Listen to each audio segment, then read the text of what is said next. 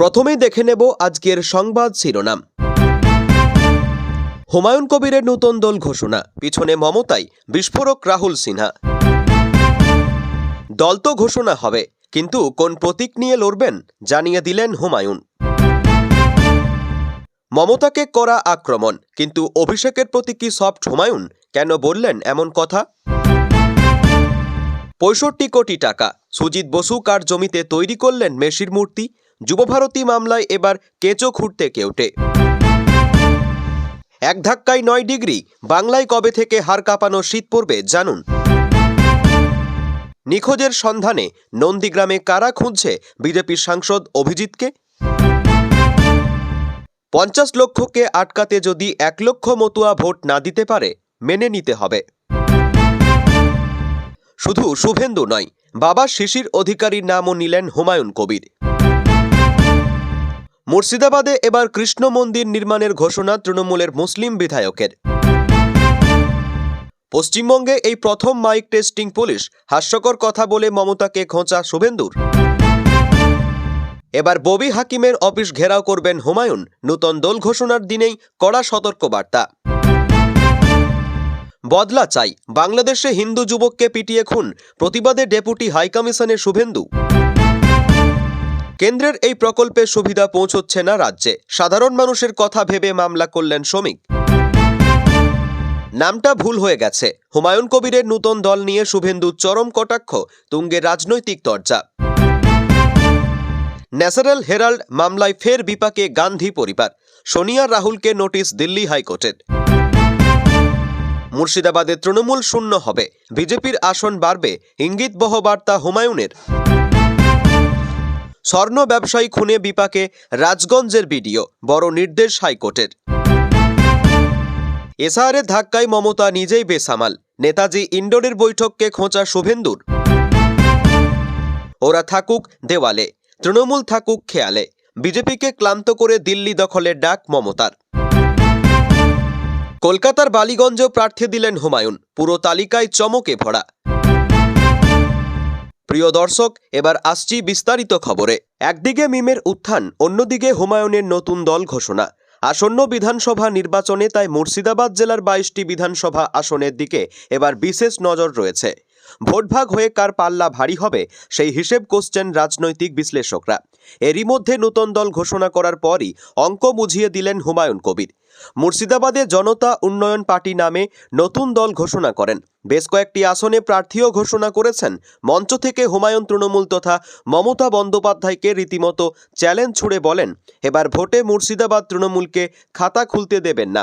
জেলার সবকটি আসনে যে তিনি প্রার্থী দেবেন সে কথাও বুঝিয়ে দিয়েছেন হুমায়ুন। মঞ্চের সামনে ভিড় করেছিলেন হুমায়ুনের প্রচুর অনুগামী।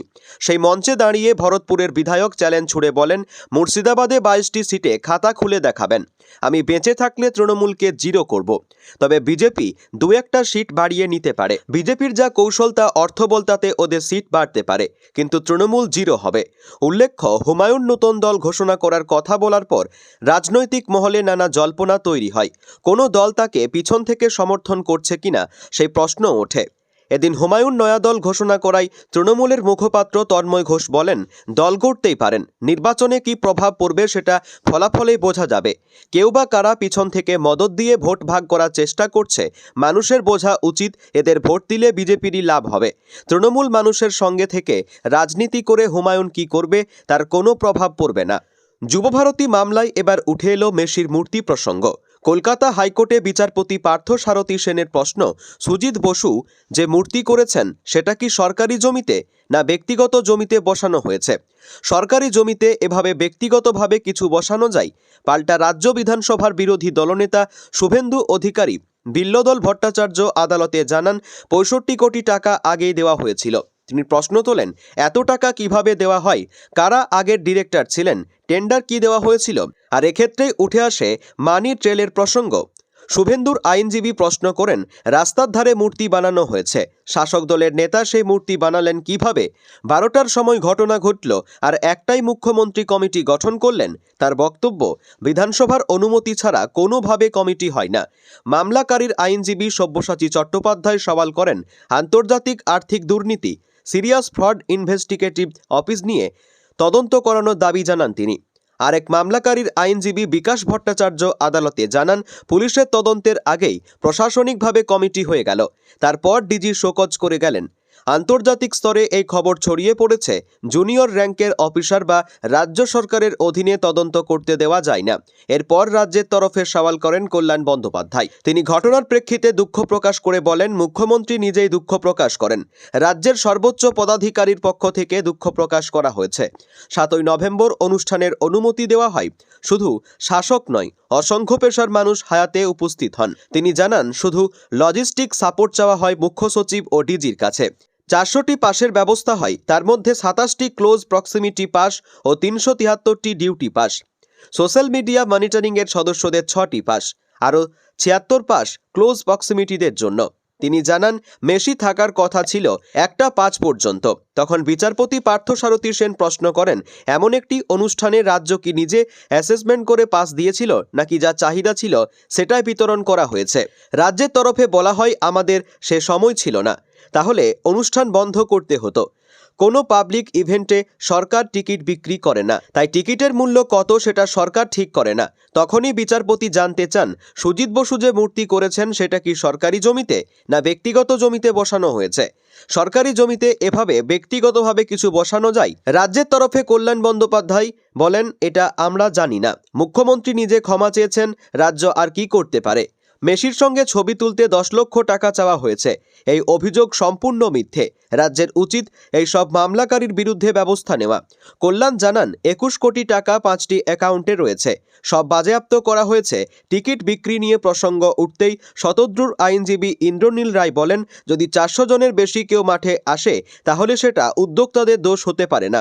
তার কথায় এটা একমাত্র পুলিশের দোষ। তিনি অভিযোগ করেন, পুলিশকেও সেলফি তুলতে দেখা গিয়েছে। তিনি দাবি করেন, শ্রেয়া ঘোষাল বা অরিজিতের অনুষ্ঠানে লোক 50,000 দিয়েও টিকিট কেনে। এরপরও বিচারপতি পার্থসারথী সেন বলেন, টিকিটের এত দামের পর দুটো প্রশ্ন থাকে, এক ব্ল্যাক মার্কেটিং, আর কত টাকা দিয়েও কেউ দেখতে পায়নি। এসআইআর নিয়ে সংশয়ে রয়েছেন মতুয়ারা। সিএএতে নাগরিকত্ব পাবেন কিনা তা নিয়েও কোনো সদুত্তর মিলছে না। নাগরিকত্বের আশ্বাস মিললেও এসআইআর শেষ হওয়ার আগে সেই সুযোগ পাওয়া যাবে কিনা তা বুঝতে পারছেন না মতুয়ারা। সেই আবহেই এবার কেন্দ্রীয় মন্ত্রী শান্তনু ঠাকুর বললেন, 1 লক্ষ মতুয়া ভোট দিতে না পারলেও সেটা মেনে নিতে হবে। অনুপ্রবেশকারীদের আটকাতে এইটুকুই সহ্য করতে হবে বলে মন্তব্য করেছেন তিনি। সোমবার উত্তর 24 পরগনা জেলার বনগাঁর গাড়াপোতাতে একটি প্রতিবাদ মিছিলে অংশগ্রহণ করেছিলেন কেন্দ্রীয় জাহাজ প্রতিমন্ত্রী শান্তনু ঠাকুর। প্রতিবাদ মিছিলে শেষে বক্তব্য রাখতে গিয়ে পুলিশকে আক্রমণ করেন তিনি। পাশাপাশি মতুয়া সম্প্রদায়ের মানুষকে সিএএতে আবেদন করার জন্য অনুরোধ করে শান্তনু বলেন, দয়া করে যত শীঘ্রই সম্ভব আপনারা সিএএতে আবেদন করুন। রোহিঙ্গাদের খুঁজে বের করতে সুবিধা হবে। এসআইআর এর সঙ্গে নাগরিকত্বের কোনো সম্পর্ক নেই, কিন্তু নাগরিকত্ব পাওয়ার আগে যদি ভোটার তালিকা থেকে নাম বাদ চলে যায় তাহলে কি হবে? সাংবাদিকদের এই প্রশ্নের উত্তরে শান্তনু বলেন, এসআইআরে আমাদের কোনো সমস্যা নয়।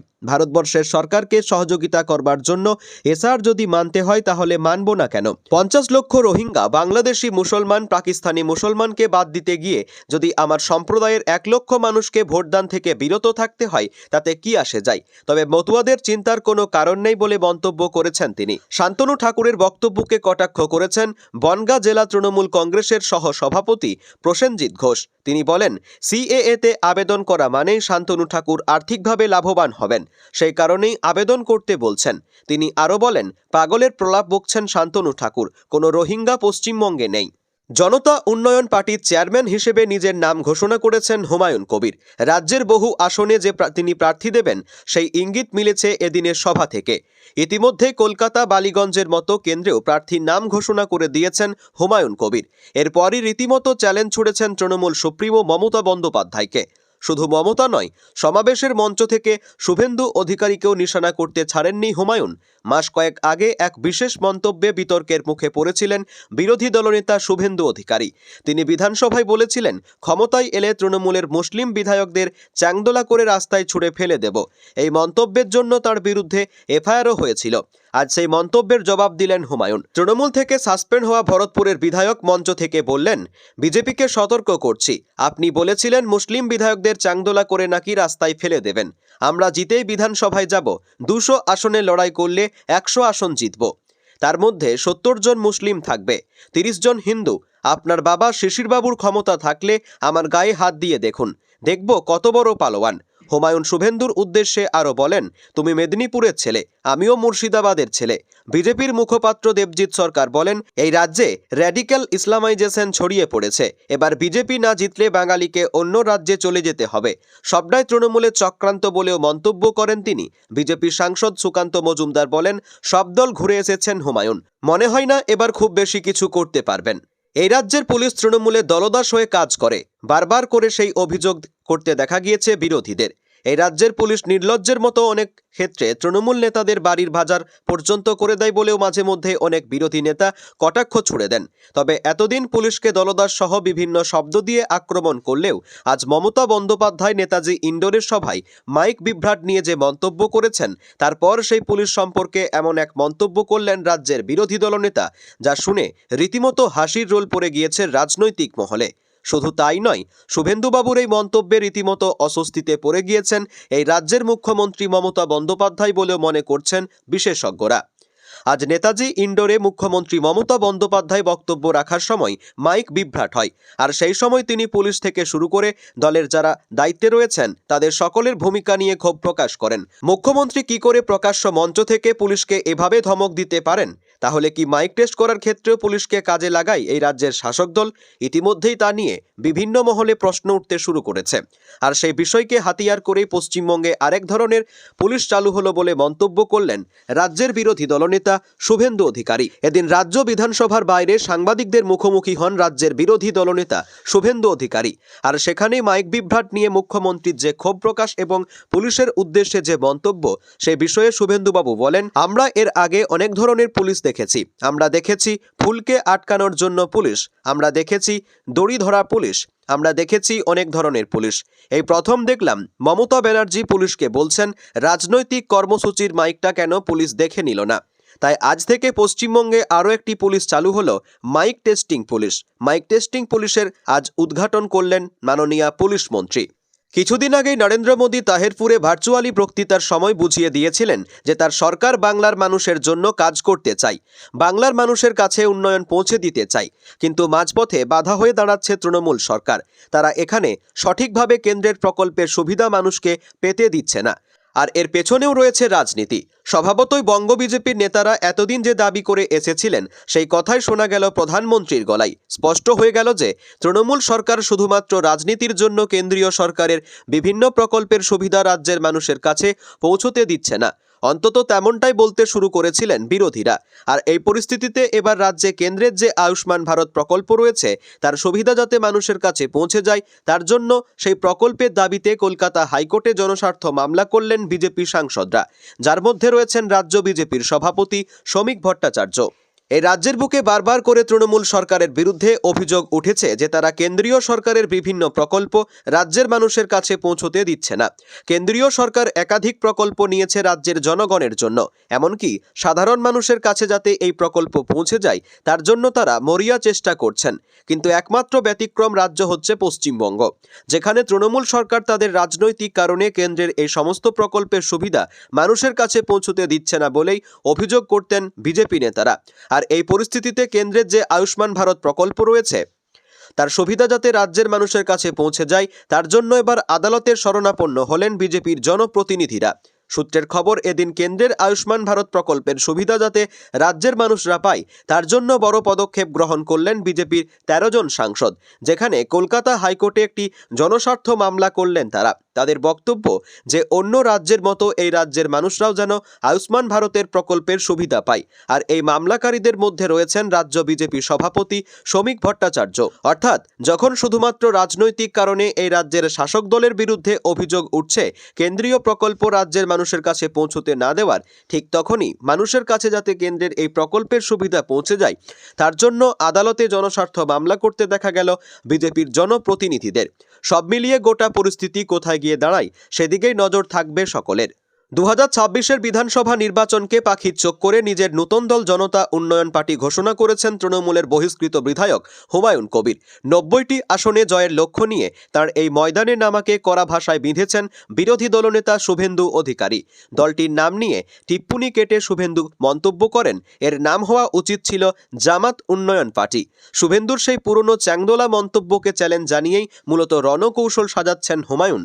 পাল্টা যুক্তিতে শুভেন্দু জানিয়েছেন, তিনি কেবল তৃণমূলের মুসলিম বিধায়কদের বিরুদ্ধেই সরব হয়েছিলেন, অন্য কারো বিরুদ্ধে নয়। অন্যদিকে হুমায়ুন কবির নিজের জয়ের ব্যাপারে প্রবল আত্মবিশ্বাসী। তার দাবি, সরকার নিয়ন্ত্রণের চাবিকাঠি নিজের হাতে রাখতে অন্তত 90টি আসন প্রয়োজন। রেজিনগর ও বেলডাঙ্গা থেকে তিনি নিজে লড়বেন এবং আরও 2 জন হুমায়ুন কবির ভিন্ন আসন থেকে প্রতিদ্বন্দ্বিতা করবেন। এই লড়াই এখন বঙ্গ রাজনীতির নতুন সমীকরণ তৈরি করেছে। সম্প্রতি দলের বিরুদ্ধে একাধিক অভিযোগ তুলে তৃণমূলের অস্বস্তি বাড়িয়েছিলেন, জানিয়ে শুরু হয়েছে জোর বিতর্ক। এর মধ্যেই উত্তর ব্যারাকপুর পুরসভার 15 নম্বর ওয়ার্ডের তৃণমূল কাউন্সিলর শ্রাবণী কাশ্যপের বাড়িতে প্রাক্তন সাংসদ তথা বিজেপি নেতা অর্জুন সিং। তাহলে বিজেপিতে যোগ দিচ্ছেন বিদ্রোহী নেত্রী? বিজেপি নেতা অর্জুন সিংকে পাশে বসিয়েই শ্রাবণী কাশ্যপের দাবি, তৃণমূল থেকে আমরা যেভাবে অপমানিত অবহেলিত হয়েছি সেটা সহ্য করা যায় না। কাউন্সিলর হয়ে আমি যোগ্য সম্মান পাইনি, আমার কথার কোনো মূল্য ছিল না। এছাড়াও তৃণমূল যেভাবে দুর্নীতির সঙ্গে যুক্ত, এই দল করা যায় না। তাই আমরা অর্জুন সিংয়ের সান্নিধ্যে বিজেপি করতে চাই। তৃণমূল কাউন্সিলরের স্বামী মৃন্ময় কাশ্যপি একদা প্রাক্তন খাদ্যমন্ত্রী জ্যোতিপ্রিয় মল্লিকের ঘনিষ্ঠ হিসাবে পরিচিত ছিলেন। তিনি জানালেন, রাজনৈতিক কারণে ছায়াসঙ্গী ছিলাম, তবে তার কথা যতটা কম বলা যায় ভালো। অর্জুন সিং সবসময় আমাদের পাশে থাকে, তাই বিজেপিতে যোগ দিতে চাই। তবে যোগদানের জল্পনা উস্কে জ্যোতিপ্রিয় মল্লিকের বিরুদ্ধে ওঠা খাদ্য কেলেঙ্কারি নিয়ে বিস্ফোরক দাবি করেন অর্জুন সিং। তিনি বলেন, আমাদের সঙ্গে ওর সম্পর্ক তো ছিলই, জ্যোতিপ্রিয় মল্লিককে দুর্নীতি ফাঁস করার জন্য মৃন্ময়ের অনেকটা সহযোগিতা ছিল। শুধু তাই নয়, এই প্রসঙ্গে বিজেপি নেতার আরও দাবি, ওনারা ঠিক করবেন বিজেপিতে যোগ দেবেন কিনা। যদি চাই আবেদন করবে, দল বিবেচনা করবে। গোটা ঘটনা প্রসঙ্গে ব্যারাকপুরের তৃণমূল সাংসদ পার্থ ভৌমিকের বক্তব্য, কাউন্সিলর স্বামী লোকসভা ভোটের সময় থেকে বিজেপিকে সাহায্য করছে, সকলের এটা জানা, তাই এ নিয়ে বলার কিছু নেই। অর্জুন সিংয়ের সঙ্গে এই সাক্ষাৎ ঘিরে তৃণমূল কাউন্সিলরের বিজেপিতে যোগদানের সম্ভাবনা আরও জোরালো হচ্ছে। সঙ্গে উত্তর ব্যারাকপুরে নতুন রাজনৈতিক সমীকরণ তৈরি হতে চলেছে বলেই মনে করছে রাজনৈতিক মহল।